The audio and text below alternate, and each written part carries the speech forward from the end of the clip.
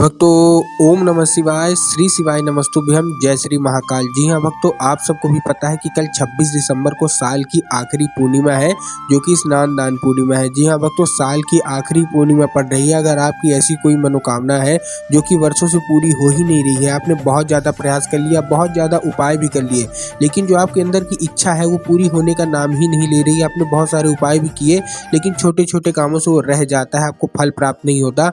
तो आज का ये उपाय आपके लिए ही है। देखिए, स्नान दान की पूर्णिमा है, बहुत ही बड़ा पर्व है हिंदू धर्म के लिए, सनातन धर्म के लिए। पूज्य गुरुदेव की ही कथा सुन के और बहुत अच्छे से समझ के आपको उपाय बताने का प्रयास करूंगा। 2 से 3 उपाय बताऊंगा।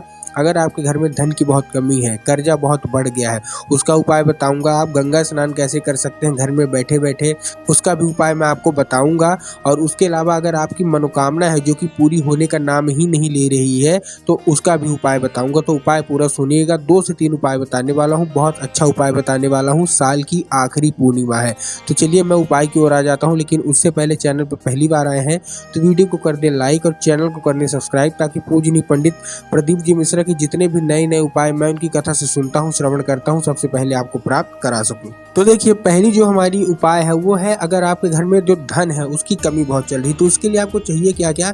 सबसे पहले तो आपको इसके लिए चाहिए 9 समी पत्र। देखिए, इस उपाय को कोई भी कर सकता है, महिला भी कर सकती है, पुरुष भी कर सकता है, लेकिन करना कैसे ध्यान से समझिएगा। आपको काहे के लिए मैं उपाय बताने वाला हूँ, ये धन संपदा की। अगर आपके घर में धन संपदा की बहुत दिक्कत है, कर्जा बहुत बढ़ गया है, चुकाए नहीं चुक रहा, उसके लिए आपको चाहिए 9 समी पत्र। अब 9 समी पत्र जब आप लेंगे तो ध्यान रखिएगा कि समी पत्र कहीं से भी बेकार नहीं होने चाहिए, कटे फटे नहीं होने चाहिए, खंडित भी नहीं होने चाहिए। ठीक, अब आपने 9 समी पत्र ले लिए।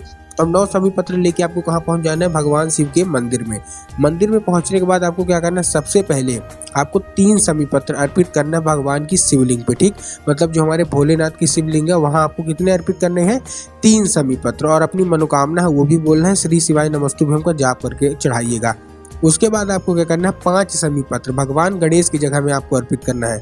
देखिए, जिन लोगों को ये नहीं पता भगवान गणेश की जगह कहाँ होती है शिवलिंग में, मैं आपको बताना चाहूँगा। देखिए, आप जब कोई भी पदार्थ चढ़ाते हैं, जैसे दूध दही जल कुछ भी आप चढ़ाते हैं शिवलिंग पे, तो जब वो शिवलिंग से होकर जलाधारी में आता है, तो जलाधारी के लेफ्ट साइड में, मतलब बाएं भाग में भगवान गणेश की जगह होती है, और राइट साइड में माता अशोक सुंदरी की जगह होती है। ठीक, मतलब दाएं भाग में माता अशोक सुंदरी की जगह होती है और बाएं भाग में भगवान गणेश की।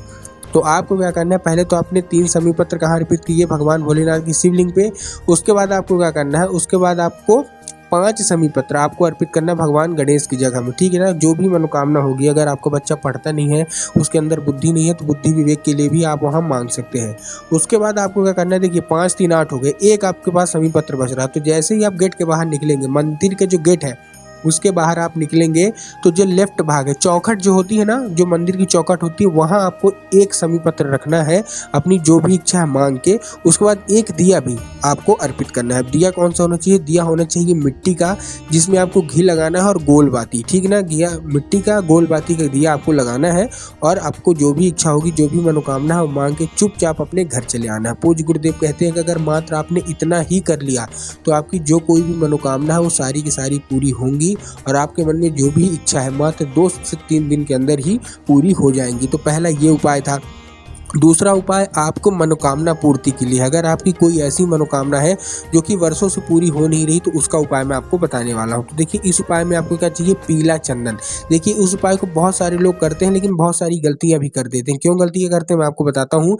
वो उपाय पूरा सुनते नहीं है, इसीलिए मैं आपको बोलता हूँ कि आपको उपाय पूरा का पूरा सुनना है। आपको इस उपाय में चाहिए पीला चंदन। तो आपने पीला चंदन तो ले लिया, लेकिन कहाँ लेना है, कैसे लेना है, वो ध्यान रखिए।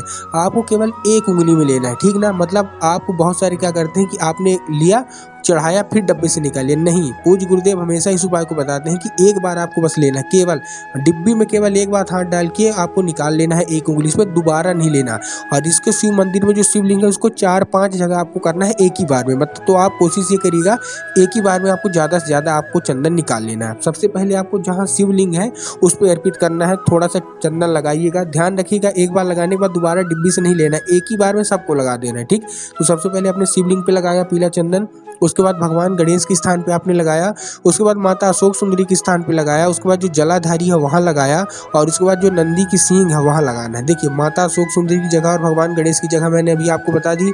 जलाधारी में बोलते हैं पूज्य गुरुदेव की स्वयं माता पार्वती का वास होता है, ठीक, तो आपको वहाँ लगाना है। और उसके बाद जो नंदी की जो सींग है वहाँ लगा देना है पीला चंदन उसी हाथ से। ध्यान रखिएगा हाथ आपको नहीं बदलना है, ना उंगली बदलना है और दोबारा डिब्बी से लेना भी नहीं है, उसी हाथ से जैसा आपने लगाया उसे लगा देना है। तो यही उपाय था, ध्यान से करिएगा, ध्यान समझिएगा और अपनी जो भी मनोकामना है मांग लेना है। पूज्य गुरुदेव कहते हैं मात्र 2 से 3 दिन के अंदर व्यक्ति की जो भी मनोकामना है वो बाबा भोलेनाथ अवश्य रूप से पूरी कर देंगे। तो यही था उपाय, अवश्य रूप से कर लें।